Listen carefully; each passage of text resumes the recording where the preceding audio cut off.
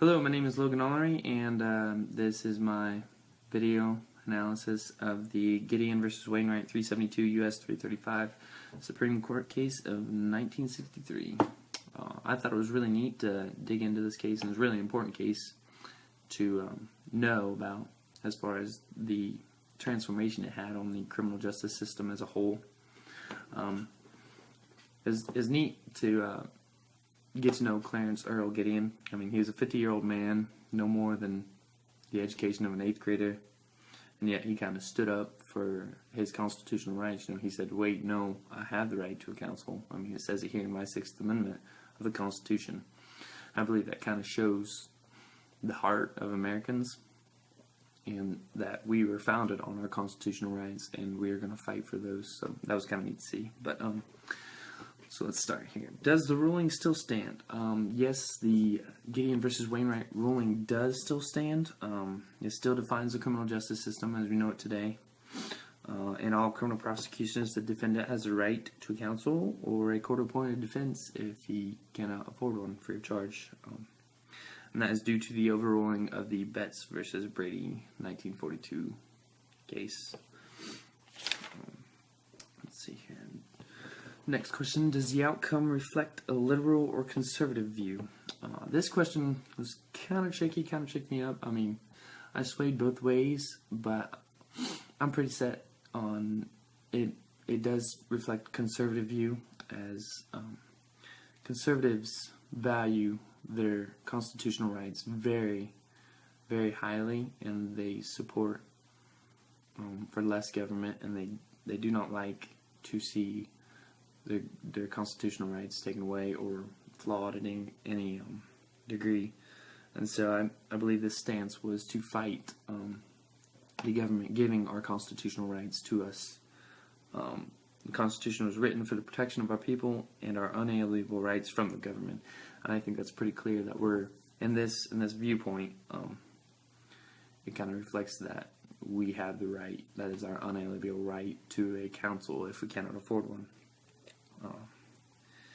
I feel like Gideon was a pretty conservative man himself, because he did in fact know his rights, and he was going to fight for that. But on the other side of things, I can kind of see how it was a liberal view, maybe, in a sense of that you're giving all men an equal opportunity, you know, a fair chance, creating all men equal, kind of in a sense that they get a fair trial, fair opportunity. So, but it's a conservative viewpoint more so. Can you see Worrell's two themes for chapter 1 in this case? Yeah, this was pretty neat to actually see, you know, the book come into play, and the two themes that we learned about. Obviously, you can see, I mean, there's evidence of the due process approach and the crime control approach. You can see both sides. Obviously, the due process approach, we see the quality over quantity. I believe that's what we're dealing with here, that all men get a quality, fair trial. I mean, if they can't afford a counsel, obviously they're not educated well enough, in general speaking, to know the laws, to know what evidence, to know what witnesses to persecute, or not really persecute, but to question. It gives the offender a better chance at formality of a case, and you can kind of see the obstacle course factor that they talk about in the due process approach. It makes it harder for innocent to be wrongfully tried or wrongfully accused and be sent to jail when they're really innocent, so it makes that harder to get through. But on the other side, you can see the crime control approach kind of fighting this. They want quantity over quality.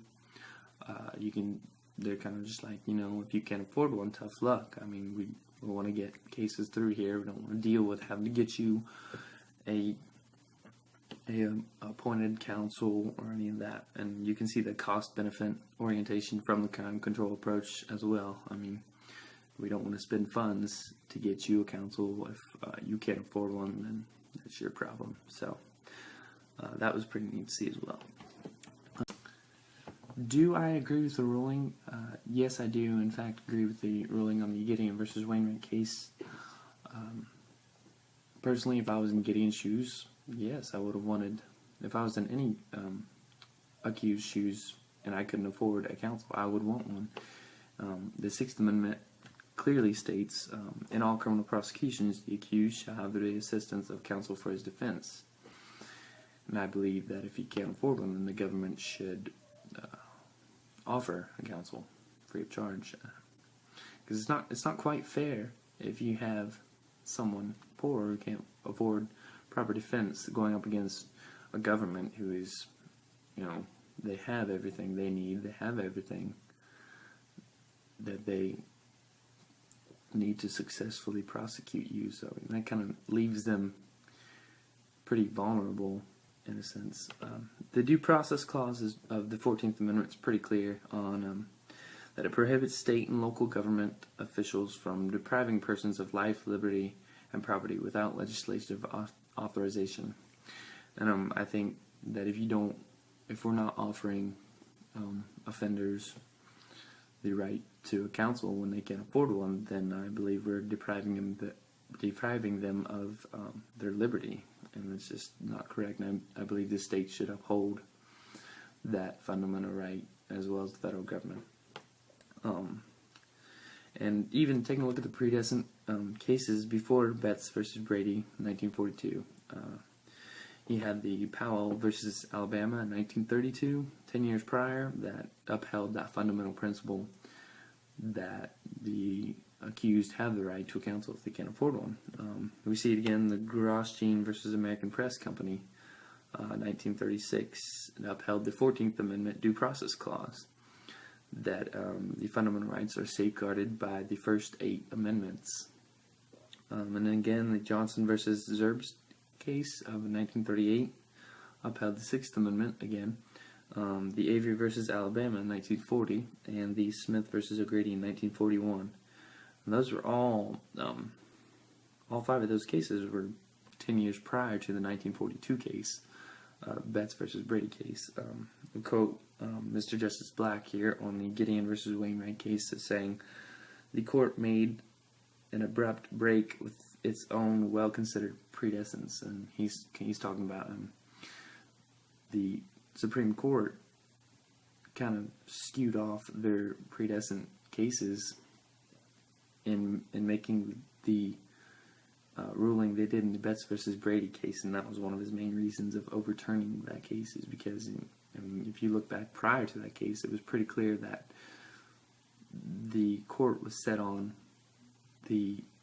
defining that fundamental right for all individuals, even at the state level. 22 states backed that decision to overrule Betts versus Brady. I think that's pretty clear. That shows that as a country, we really do want that Sixth Amendment upheld in the state level as well. Which brings up the current and ongoing problem, as we see in the documentary, of the quality of court-appointed defendants, and that's kind of that's where we get friction, I believe, from that decision of Gideon, is that the courts now have to fund these appointed defendants for these people that can't afford them. And that's where we come into kind of a grind. But we see in the 1984 case, Strickland versus Washington, the courts kind of set the standard low for court-appointed defendants, and they state that if you believe you're not given proper representation you deserve from your court-appointed defendant, that you must prove your lawyer was incompetent, and that if you had had a competent lawyer, you would have won the case at trial. So they're talking about defendant or accused that believe they were misrepresented by their court-appointed defendants. So even if you get a court-appointed defendant and he doesn't do his job well, and you feel like you could have won, it's pretty tense or an extensive process to go back and say, hey, I wasn't represented well. And I believe that gives a lot of room for the Gideon ruling to be applied. Courts don't have to be like, oh yeah, we have to give you a fair chance. That's where money speaks. And I believe that's where we're at today. There was a USA Today post from March 2013. The states, budget realities are undermining justice in America. That was kind of the headline. But the cost of these court-appointed lawyers and defendants is a prime issue. Oftentimes, there's a money cap on how much a lawyer can be paid for their services rendered, and that kind of compromises their ability to do an effective job. And then we have public defendants that are overloaded on their caseloads, and there are certain states and certain counties in the states that are telling them, don't accept any more cases or drop the ones that aren't as important. So there we're seeing this Gideon ruling kind of slowly slipping away, I guess you could say, and we really should find a solution for this, because if not, you can kind of see the Gideon rule slowly slipping back and it becoming, 8-year trial really doesn't, matter much. It's easier for you to say you're guilty and go on than for us to supply a defendant counsel for you. So that's kind of the issue that we're stuck on today. But I do in fact believe that the ruling was proper, and I think because of that ruling we have less innocent people going to jail, and it's more effective and it really, it's important for our society. There was a statement made by Brian Stevenson, and he said, one second here, he's an equal rights initiative. He said, we judge a society by how you can judge a society by how you treat the poor and underprivileged. And you start to judge our society by how we're treating our poor and underprivileged, and we're just kicking them underneath the rug.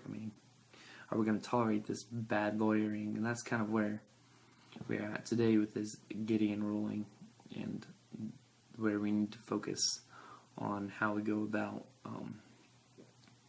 providing counsel for these